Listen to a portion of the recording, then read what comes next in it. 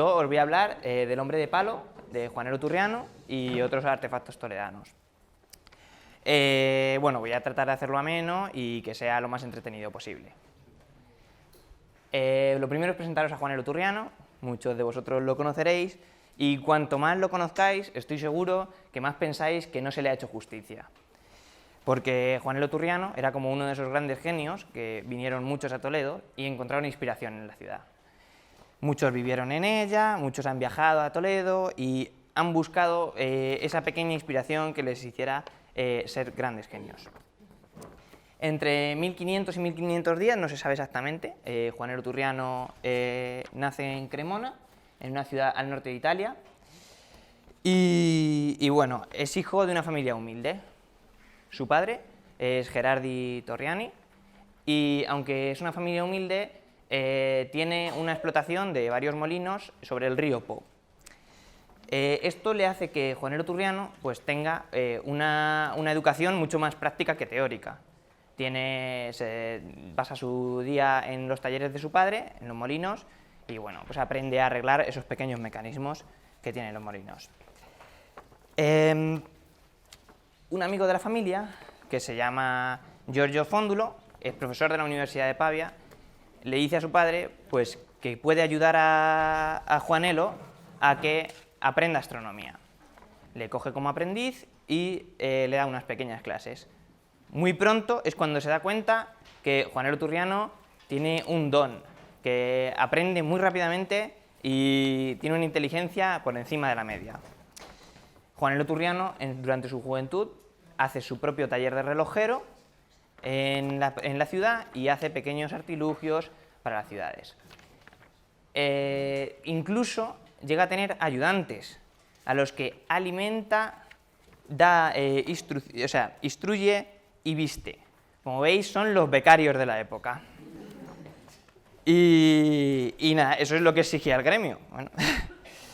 Tiene una gran reputación y hace grandes inventos como, por ejemplo, una draga, que no sé si sabéis lo que es, pero bueno, es una excavadora que excava debajo del agua, y una draga para Venecia. Y también hace unas grandes grúas que levantan cañones, o sea, enormes.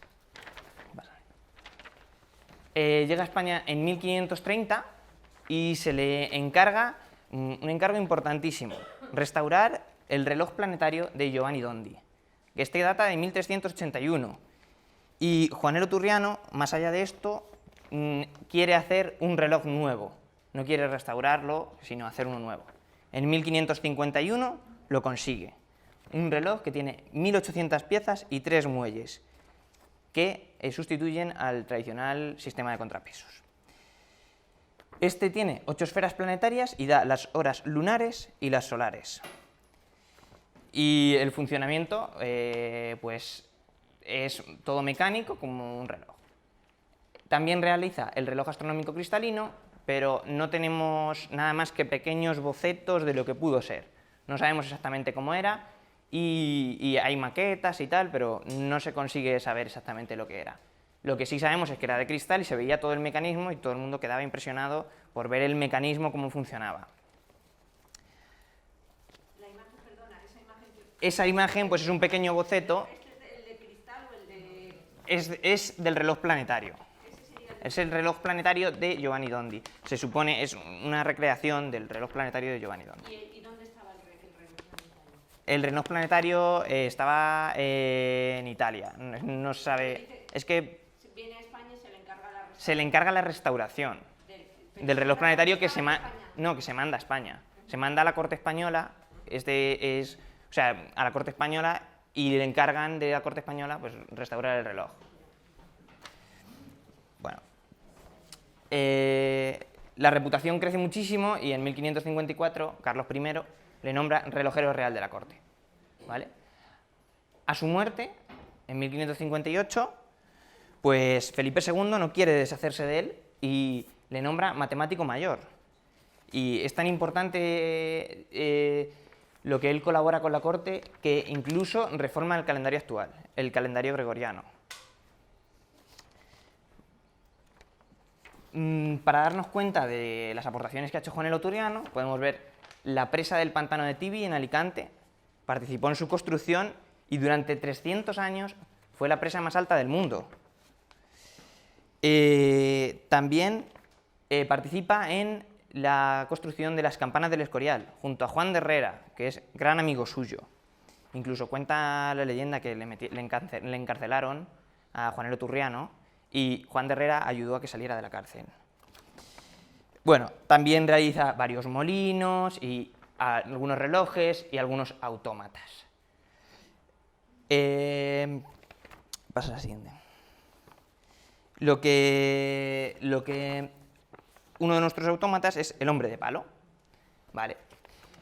¿Cómo pasa lo del hombre de palo? Bueno, pues en 1562 cuenta la leyenda, por así decirlo, que el hijo de Felipe II, el príncipe Carlos, se cae por unas escaleras.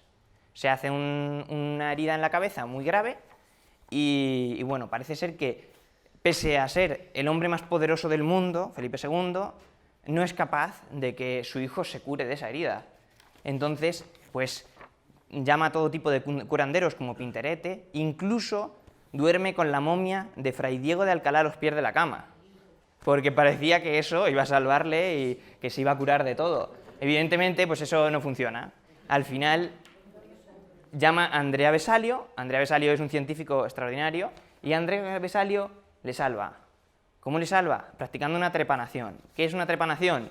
Pues algo parecido a lo que podemos ver en el cuadro del Bosco, ¿vale? Eso, como vimos ayer en una charla, es la extracción de la piedra de la locura y es algo así como una trepanación. Actualmente pues, es un agujero en el cráneo, básicamente, y ahí pues, se creía que se sacaba la piedra de la locura y pues, quitaba la necedad y la locura humana, y como veis, el Bosco se ríe de esto, se ríe de la necedad humana al pensar este tipo de pensamiento absurdo y le pone un embudo al revés en la cabeza, como nos dijeron ayer. Bueno, Felipe II, no pasa a la siguiente. Felipe II, como ve esto, pues dice que si se salva a su hijo, si Dios hace el milagro de salvar a su hijo, él hará otro milagro para Dios. Lo que él considera un milagro es que unos cachos de madera y unos hierros mal puestos consigan dar vida a una forma humana. Eso era el hombre de palo. ¿Y a quién se lo puede encargar si no que a Juan el Oturiano? Hace 450 años, Juan el Oturiano coge unas maderas y unos hierros y consigue crear un robot humanoide que se mueva de manera mecánica y autónoma y con solo un mecanismo de cuerda. Es algo extraordinario y parecería más brujería que cualquier otra cosa. Por eso Felipe II lo considera un milagro. Este es el hombre de palo. Este es el hombre de palo del que estamos hablando. Este es el hombre de palo de Toledo. Este es el hombre de palo de Felipe II. Tiene aspecto de fraile franciscano y esos ropajes son de 1970 aproximadamente, ¿vale? Este hombre de palo se mueve, le dan cuerda a través del mecanismo que podemos ver aquí y sube el brazo, besa el rosario que se le pone en la mano, mueve la cabeza, mueve los ojos, mueve los pies y con la otra mano hace el mea culpa. Parece ser que pudiera ser un invento para enseñar a rezar a los que no sabían todavía. Es un hombre de palo que reza y imitas, ¿no? Bueno, pues eso parece ser. ¿Dónde está? Pues en el National Museum of American History, de Washington, D.C. Aproximadamente en 1970 es cuando llegó al museo, no se sabe de dónde ni por qué. Bueno, pues es el original, es el original. Es de hace 450 años y bueno, lo que se piensa, o sea, no se sabe exactamente por qué está en este. Entonces dicen que puede ser de España o del sur de Alemania, ¿vale? Pues yo os digo, este es el español. Estoy casi seguro que es el español. No, y os voy a explicar por qué. Pasa a la siguiente diapositiva. Este es otro hombre de palo, con aspecto franciscano. Si os fijáis, yo creo que lo han hecho las mismas manos, tiene el mismo mecanismo y se encuentra en el Deutsches Museum de Múnich. Perdonad mi pronunciación porque no tengo ni idea de alemán. y bueno, es muy parecido al anterior y tal. ¿Por qué iba a estar el alemán en Estados Unidos y el español en Alemania? No tiene sentido. Lo que pasa es que yo creo que es una justificación de no se sabe de dónde viene para justificar que esté en Estados Unidos. Está claro que estadounidense no es. Bueno. Pese a lo que puedan pensar la demás gente, el National Museum of American History de Washington colgó un vídeo en YouTube en el año 2013 y este es el autómata. 450 años después funciona. O sea, cualquier empresa tecnológica hubiera querido que cualquier instrumento funcionara más de 3 años. Pues esto funciona después de 450. ¿Le veis moviéndose? Bueno, se ve un poco mal. Se ve un poco mal, ¿vale? Pero camina, se mueve, ¿vale? Este es, con su ropaje, ¿ves? Hace el mea culpa, habla y mueve los ojos. Los ojos se aprecian un poco mal, ¿vale? Pero bueno, ese es básicamente el mecanismo que tiene. Pero una pregunta, si estaba en Toledo, ¿estará documentado? ¿Habrá textos en los que dice cuándo estaba, hasta qué momento estuvo en Toledo y cuándo desapareció Toledo? No hay documentos. De Juanelo Turriano, lo que pasa es que muchos de los documentos de Juanelo Turriano se perdieron. Se perdieron porque yo creo que la vergüenza que tiene la ciudad hacia Juanelo Turriano, con todo lo que hizo y todo lo que aportó, más parece que trató de borrar su huella que de mantenerla. Y casi todo lo que hizo Juanelo Turriano desapareció. O sea, no hay nada. Y como veis, o sea, es casi 100% Juanelo Turriano. O sea, no, está datado de esa época, está datado que se ha podido hacer en España, que en 1970, época un poquito convulsa para España, se llevó a un museo estadounidense, como otras muchas cosas. Entonces, me atrevería a decir, y sería quizá una acusación muy grave, pero esto lo ha hecho un político fijo, o sea, esto lo ha vendido un político seguro, vamos, es que es segurísimo. Vamos.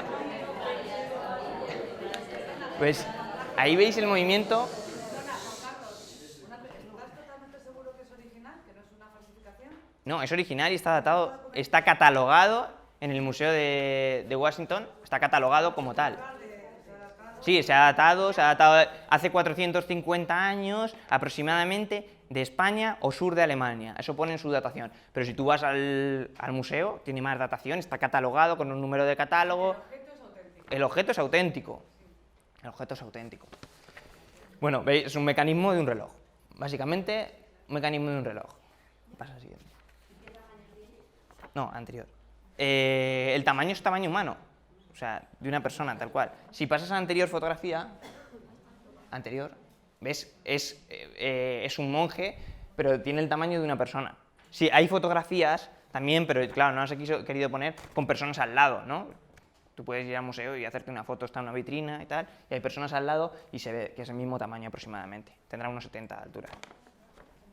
¿En el museo no hay un registro de cuándo se adquirió y a dónde? En 1970 aproximadamente. Pero no hay un Dice. que diga cómo se adquirió. Yo no he conseguido ningún documento. O sea, yo lo que he buscado en el museo y lo único que he conseguido es eso. 1970 aproximadamente. Está claro que fue una Está claro que fue una cosa oculta. O sea, en el libro de Becker podréis ver el brocal del Pozo pasó algo similar. ¿Vale? Un brocal de repente aparece en un museo y ya está. Y no sabemos de dónde viene. Como tantísimas cosas. Exactamente. Exactamente. Exactamente. Se pierde la noticia, en un momento del siglo XVI se pierde, ¿no? La noticia Sí. del artefacto. Y no hay ninguna noticia en absoluto de este artefacto. Es que es muy raro. realmente... Creo que, no sé, no lo acabo de creer. Yo no lo veo raro porque los americanos se han llevado la basílica entera. Se han llevado... O sea, piensa que mucha documentación de Juanelo Turriano, igual que el cristalino, el reloj cristalino... Claro, en algún sitio tendría que estar. Seguramente en algún depósito de algún museo. O sea, seguramente alguien particular adquiriera eso, porque eso lo mandó a hacer la corte. O sea, quiero decir, no es de nadie en particular, era del rey. Entonces, al ser propiedad real, podía estar en cualquier sitio escondido, en cualquier museo, en cualquier... No escondido, guardado, o sea, no... Una caja de chorar, ¿no? Sí, hay miles y miles de cosas que no se sacan. No habría ningún... no sé. Tampoco tendría interés, no sé. Bueno.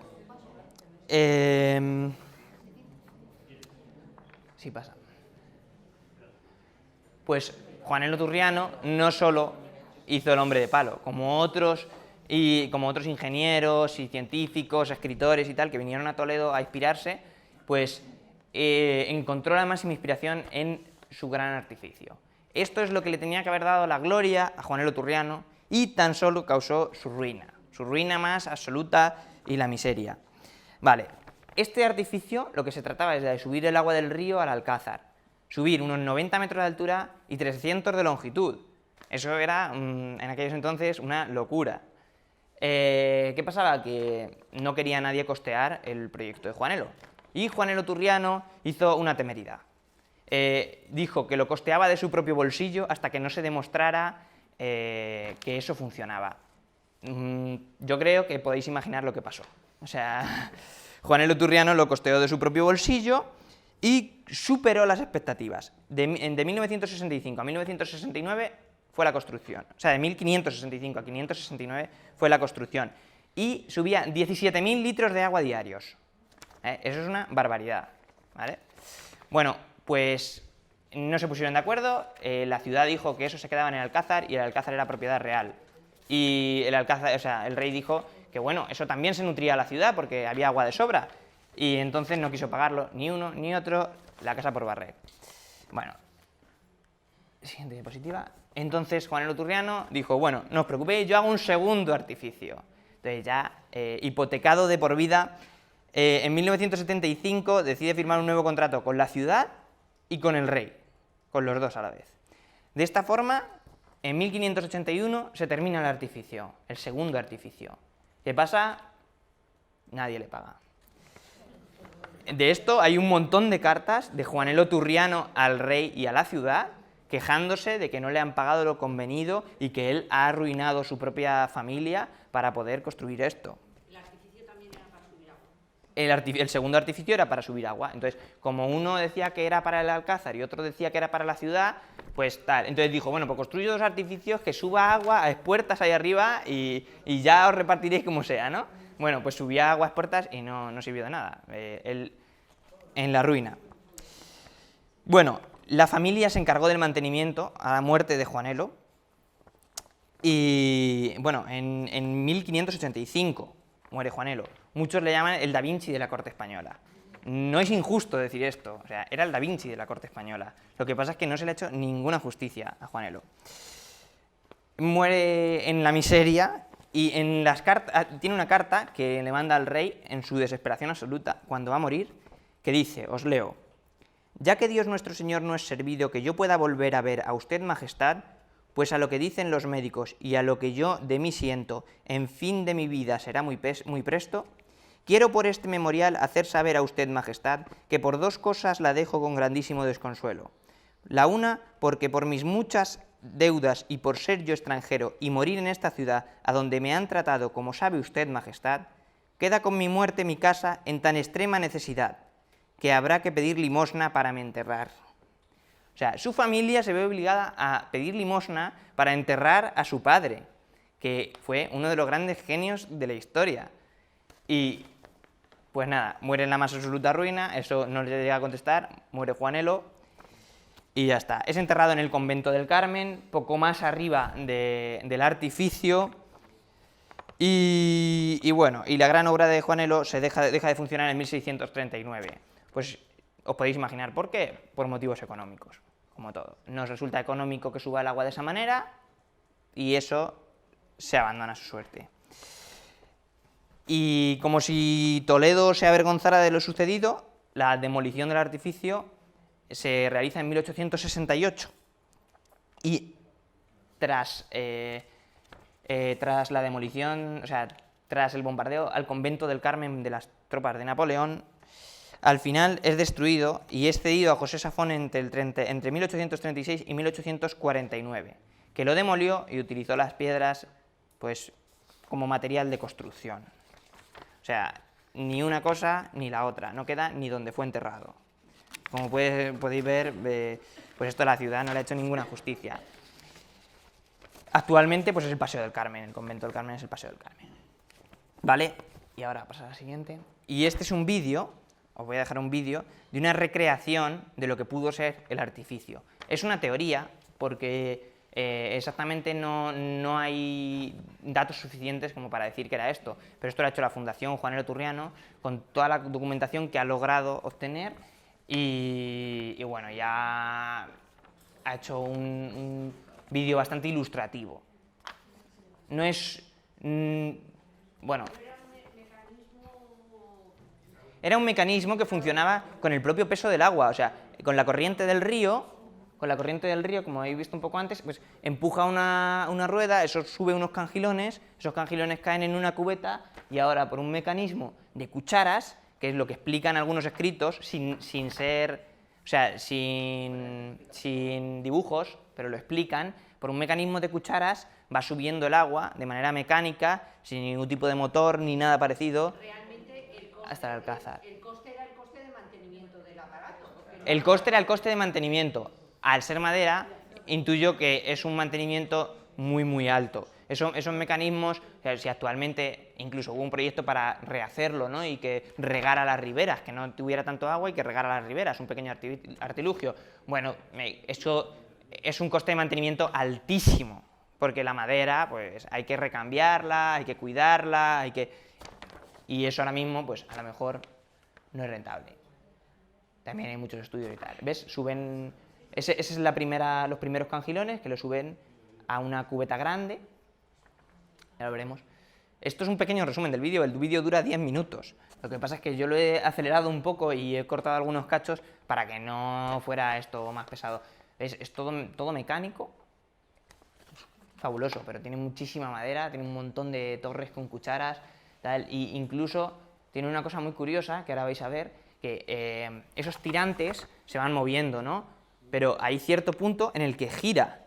O sea, el artificio va subiendo así y hay en un punto en el que gira.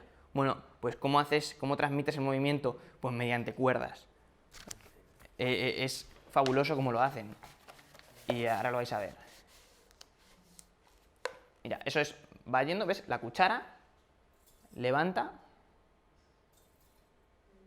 va levantando y va llevando de unas cucharas a otras, de una cuchara a otra, ahora levanta, va de otra cuchara, a otra cuchara, otra cuchara, otra cuchara, otra cuchara, cubeta, y baja por gravedad, cae en otro cangilón y otra vez. Y así, y tiene incluso un mecanismo de pausa para que vuelva a su posición y vuelva a ir.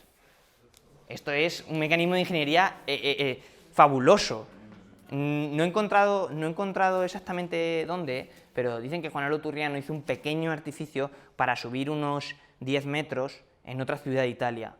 Pero lo dicen así muy a bote pronto y no cuentan dónde, no hay fotografías, no he encontrado... Yo creo que en el sector de la minería, se usa este método. Sí, es un... Quizás más tarde, pero lo conozco de la minería. Sí, o sea, esto ha causado precedentes de muchas cosas. Y esto es una cosa extraordinaria. Es algo fabuloso. O sea, como esto, que se hace 450 años. ¿Sabes? Que no es... Esto se haría con lo más rudimentario del mundo.